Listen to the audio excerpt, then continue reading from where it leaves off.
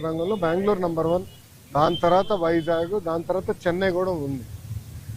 మన ప్రభుత్వ ఆలోచన ఏంటంటే ఇప్పుడు ఐటీ రంగంలో కొత్తవి వచ్చినాయి. ఇప్పుడు డీప్ టెక్నాలజీ, మనకి బిగ్ డేటా, మనకి ఆర్టిఫిషియల్ ఇంటెలిజెన్స్ ఇవన్నీ వచ్చినాయి. అవన్నీ వాడి మనం లీప్ ఫ్రాగ్ చేయాలనేది మనం ఒక లక్ష్యంగా పెట్టుకున్నాం. దాంట్లో భాగంగా డేటా సిటీ డిస్కస్ చేసాము, కాగ్నిసెంట్ వాళ్ళతో మాట్లాడాము, టీసీఎస్ వాళ్ళు వచ్చేసారు, ఇన్ఫోసిస్ వాళ్ళు క్యాంపస్ ఎత్తుకున్నారు, దాని తర్వాత విప్రోలో ఎక్స్పాండ్ చేస్తాం అనుకుంటున్నారు. ఇట్లా టాప్ 100 కంపెనీస్తో మేము డిస్కషన్ చేస్తాం. అది ఒక భాగం.